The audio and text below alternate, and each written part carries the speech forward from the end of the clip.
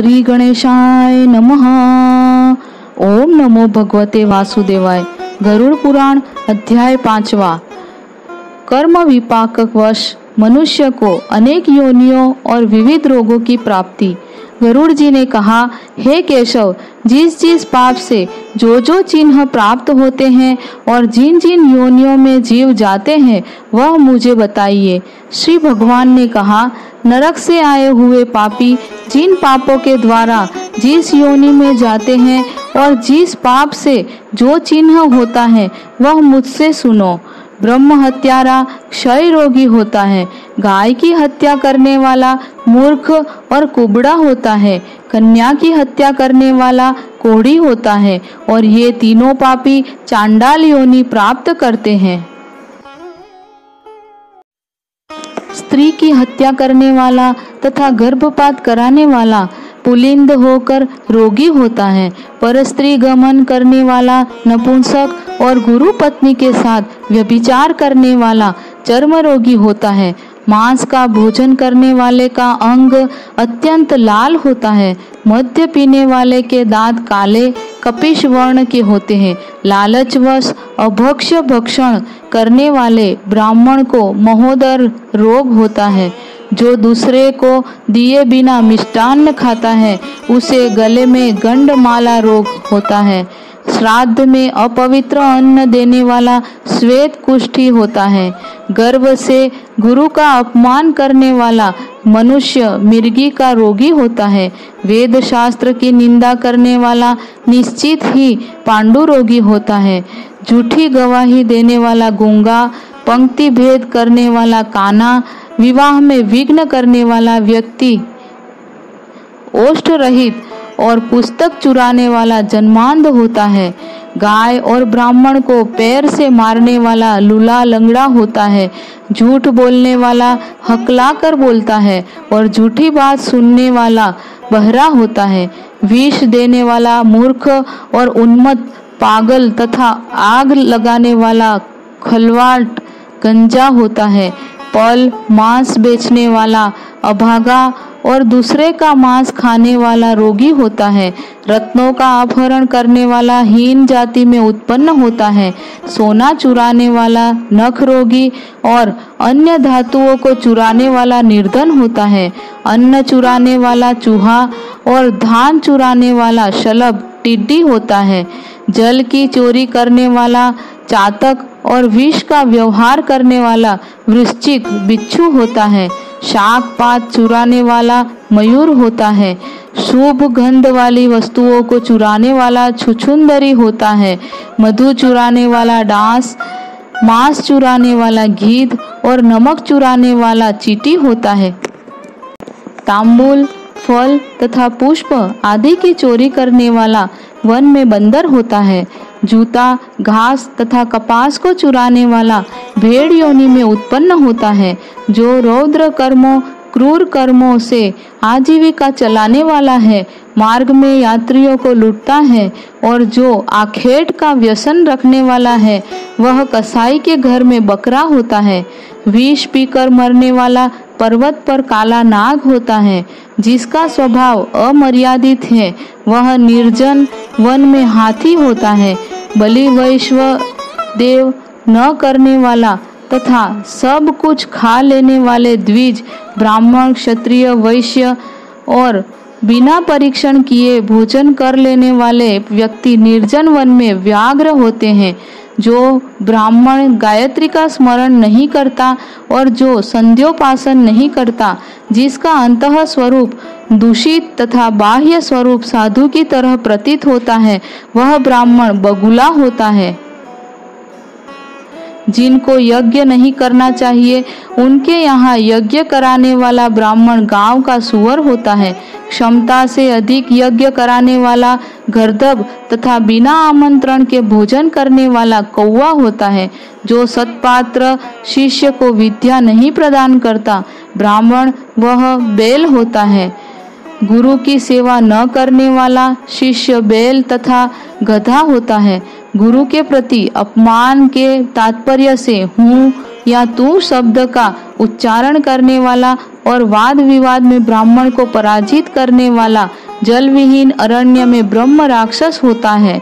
प्रतिज्ञा करके द्विज को दान न देने वाला सियार होता है।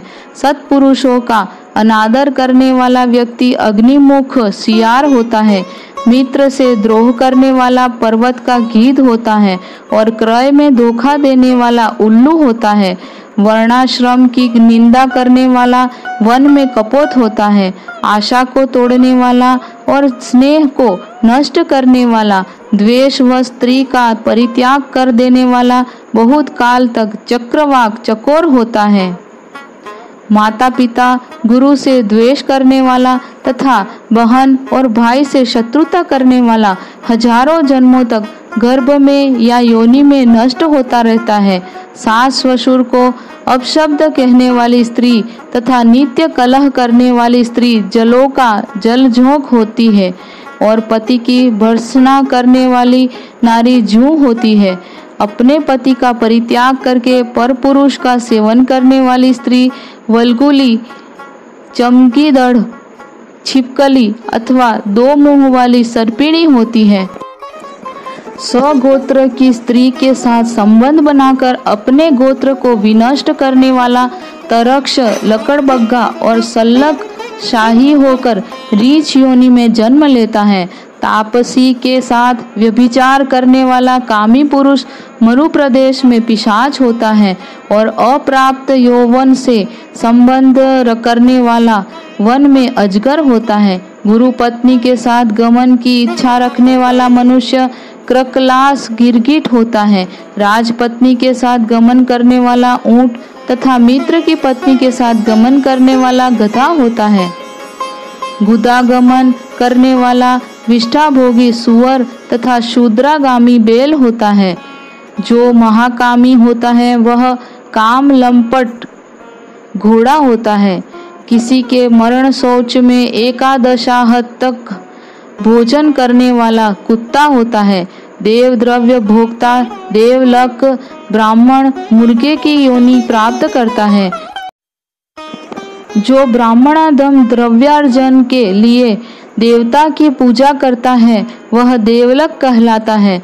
वह देव कार्य का तथा पितृ कार्य के लिए निंदनीय है। महापातक से प्राप्त अत्यंत घोर एवं दारुण नरकों का भोग प्राप्त करके महापातकी व्यक्ति कर्म के क्षय होने पर पुनः पुनः इस मर्त्य लोक में जन्म लेते हैं। ब्रह्म हत्यारा गधा, ऊंट और महिषी की योनि प्राप्त करता है तथा सुरापान करने वाले भेड़िया, कुत्ता एवं सियार की योनि में जाते हैं। स्वर्ण चुराने वाला कृमि, कीट तथा पतंग की योनि प्राप्त करता है। गुरु पत्नी के साथ गमन करने वाला क्रमशः तृण, गुल्म तथा लता होता है। पर स्त्री का हरण करने वाला, धरोहर का हरण करने वाला तथा ब्राह्मण के धन का अपहरण करने वाला ब्रह्म राक्षस होता है।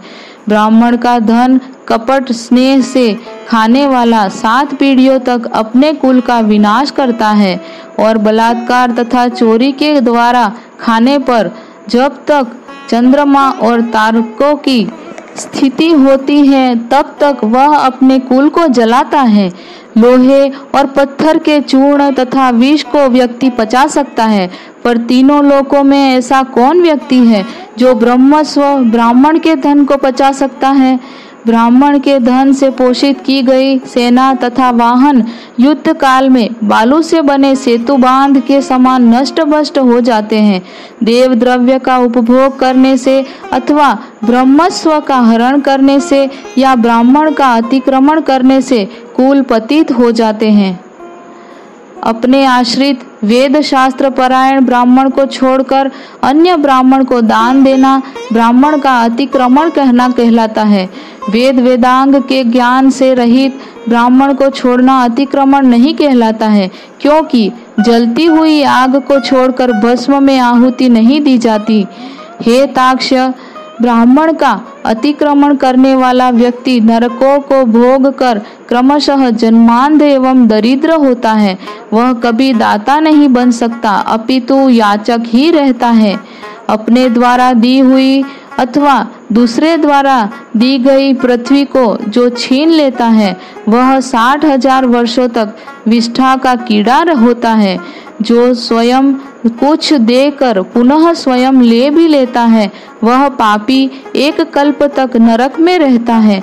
जीविका अथवा भूमि का दान देकर यत्न पूर्वक उसकी रक्षा करनी चाहिए। जो रक्षा नहीं करता प्रत्युत उसे हर लेता है वह पंगु लंगड़ा कुत्ता होता है। ब्राह्मण को आजीविका देने वाला व्यक्ति 1,00,000 गोदान का फल प्राप्त करता है और ब्राह्मण की वृत्ति का हरण करने वाला बंदर कुत्ता तथा लंगूर होता है। हे खगेश्वर, प्राणियों को अपने कर्म के अनुसार लोक में पूर्वोक्त योनियां तथा शरीर पर चिन्ह देखने को मिलते हैं। इस प्रकार दुष्कर्म पाप करने वाले जीव नारकीय यातनाओं को भोग कर अवशिष्ट पापों को भोगने के लिए इन पूर्वोक्त योनियों में जाते हैं। इसके बाद हजारों जन्मों तक तिर्यक पशु पक्षी का शरीर प्राप्त करके वे बोझा ढोने आदि कार्यों से दुख प्राप्त करते हैं। फिर पक्षी बनकर वर्षा शीत तथा आतप धाम से दुखी होते हैं। इसके बाद अंत में जब पुण्य और पाप बराबर हो जाते हैं तब मनुष्य की योनि मिलती है। स्त्री पुरुष के संबंध से वह गर्भ में उत्पन्न होकर क्रमशः गर्भ से लेकर मृत्यु तक के दुख प्राप्त करके पुनः मर जाता है। इस प्रकार सभी प्राणियों का जन्म और विनाश होता है। यह जन्म मरण का चक्र चारों प्रकार की सृष्टि में चलता है। मेरी माया से प्राणी रहट घंटी यंत्र की भांति ऊपर नीचे की योनियों में भ्रमण करते रहते हैं। कर्म पाश से बंधे रहकर वो कभी वे नरक में और कभी भूमि पर जन्म लेते हैं। दान न देने से प्राणी दरिद्र होता है। दरिद्र हो जाने पर फिर पाप करता है। पाप के प्रभाव से नरक में जाता है और नरक से लौटकर पुनः दरिद्र और पुनः पापी होता है। प्राणी के द्वारा किए गए शुभ और अशुभ कर्मों का फल भोग उसे अवश्य ही भोगना पड़ता है, क्योंकि सैकड़ों कल्पों के बीत जाने पर भी बिना भोग के कर्मफल का नाश नहीं होता। इस प्रकार गरुड़ पुराण के अंतर्गत पाप चिन्ह निरूपण नामक 5वां अध्याय। ओम नमो भगवते वासुदेवाय।